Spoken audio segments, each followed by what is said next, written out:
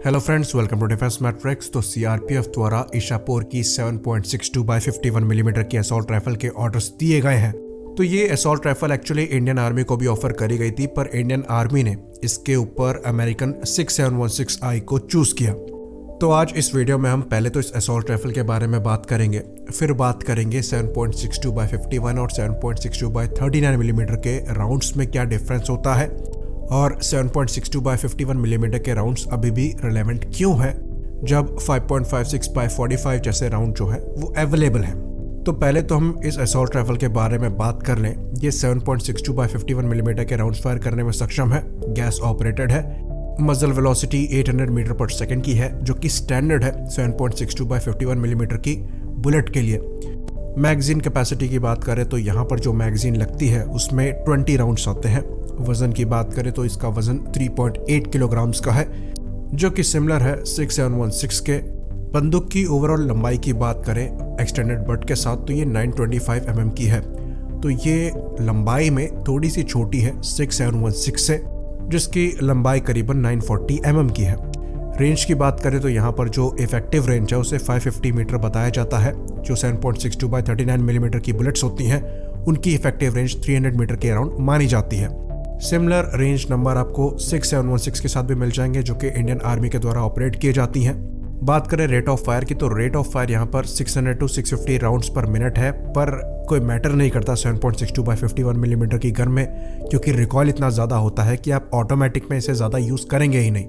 तो इसमें दो मोड्स हैं, सिंगल शॉट और ऑटोमेटिक। तो अगर बात करें इस गन की स्पेसिफिकेशन की, तो ये काफ़ी हद तक मैच करती हैं 6716I की स्पेसिफिकेशन से।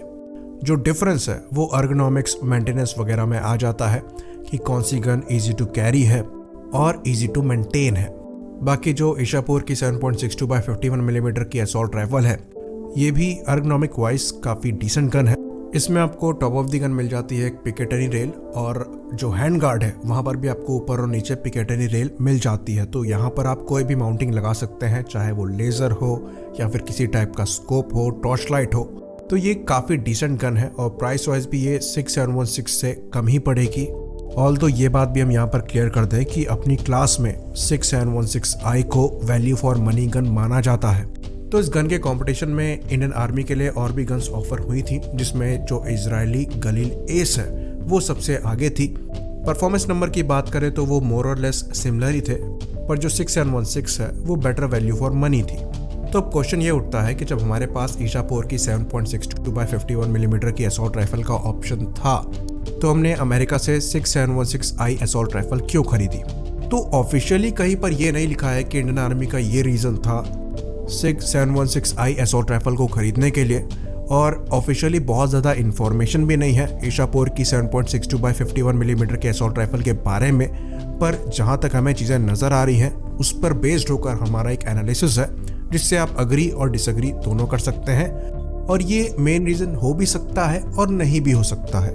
ये चीज़ हम दिमाग में आगे रखते हैं और आगे बढ़ते हैं। बाकी अगर आपके पास इसका कोई काउंटर है तो कमेंट सेक्शन आपके लिए है, आप रिप्लाई कर सकते हैं। तो जब हम ईशापुर की 7.62 बाय 51 मिलीमीटर के असॉल्ट राइफल को देखते हैं, तो यहाँ पर जो ऑपरेटिंग मैकेनिज्म है वो AK-47 जैसा नज़र आता है, जो कि long stroke gas operation system है। तो इस तरीके के ऑपरेशन में जो गैस पिस्टन होती है वो बोल्ट ग्रुप के साथ फिक्स होती है। तो यहाँ पर आपको बेटर इजेक्शन, चैम्बरिंग और लॉकिंग मिल जाती है, पर यहाँ पर रिकॉयल भी काफ़ी ज़्यादा होता है, क्योंकि काफ़ी ज़्यादा चीज़ें जो है वो मूव करती हैं बुलेट फायर होने के बाद। तो सेंटर ऑफ मास जो है वो चेंज होता रहता है। तो 7.62 बाय 51 मिलीमीटर की बुलेट जब निकलती है तो वैसे ही रिकॉयल काफ़ी ज़्यादा होता है, और फिर अगर आप लॉन्ग स्ट्रोक पिस्टन को यूज़ कर रहे हैं तो वहाँ पर ये चीज़ और बढ़ जाती है। तो अगर इस कंडीशन में आप ऑटोमेटिक फायरिंग के बारे में सोचें तो वो बहुत ही ज़्यादा डिफिकल्ट हो जाती है। वहीं पर बात करें 6716I के बारे में, तो वहाँ पर जो ऑपरेटिंग मैकेनिज्म है वो डायरेक्ट इम्पिंजमेंट का है। तो यहाँ पर क्या होता है कि कोई पिस्टन को पुश नहीं करना पड़ता, जो गैस होती है वो डायरेक्टली एक्सपेंशन चैम्बर में जाती है। तो कंपेरेटिवली यहाँ पर आपको कम रिकॉयल मिलता है, जो मैकेनिज्म है वो भी ज़्यादा कॉम्प्लिकेटेड नहीं होता है। लेकिन जो डिसएडवांटेज है वो ये है, क्योंकि गर्म गैस जो है वो डायरेक्टली एक्सपेंशन चैम्बर में जा रही है, तो गन की लाइफ जो है वो अफेक्ट होती है, जिसकी वजह से उसकी मेंटेनेंस वगैरह कंपैरेटिवली ज़्यादा होगी। ऑल्दो इनिशियल कॉस्ट कम होगा, जिसकी वजह से जो 6716I है उसका प्राइस कम है। तो 7.62 बाय 51 मिलीमीटर के राउंड्स के साथ रिकॉइल एक बहुत बड़ा फैक्टर है और ऑटोमेटिक अगर आप ऑप्शन चाह रहे हैं तो लॉन्ग स्ट्रोक पिस्टन के साथ ये चीज़ बहुत ज़्यादा डिफिकल्ट हो जाती है। तो डायरेक्ट इम्पिंजमेंट मैकेनिज्म के साथ आपको एक एडवांटेज ज़रूर मिलता है, पर जो नुकसान है वो गन की लाइफ के साथ होता है।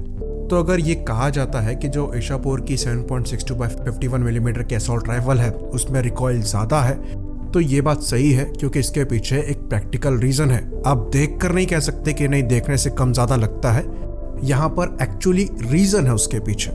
तो अब यहाँ से हम आगे बढ़ेंगे और बात करेंगे 7.62 बाय 39 मिलीमीटर के राउंड्स और 7.62 बाय 51 मिलीमीटर के राउंड्स के बारे में।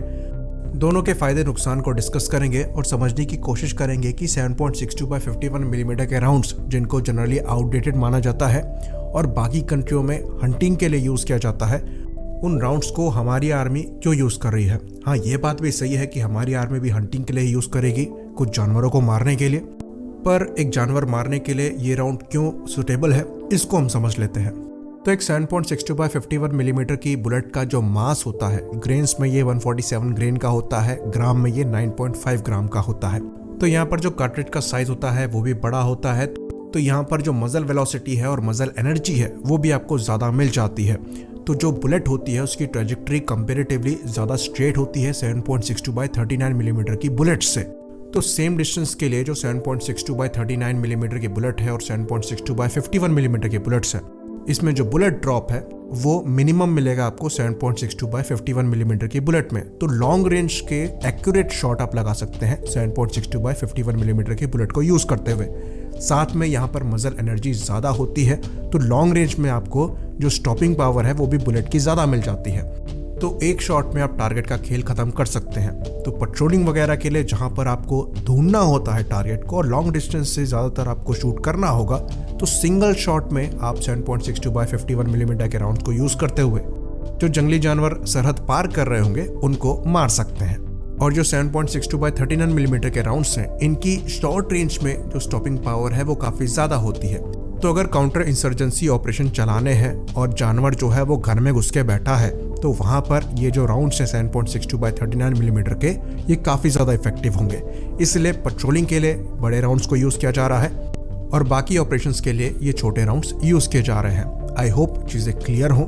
इसी बात पर हम इस वीडियो को ख़त्म करेंगे। लाइक करिए, सब्सक्राइब करिए। जय हिंद।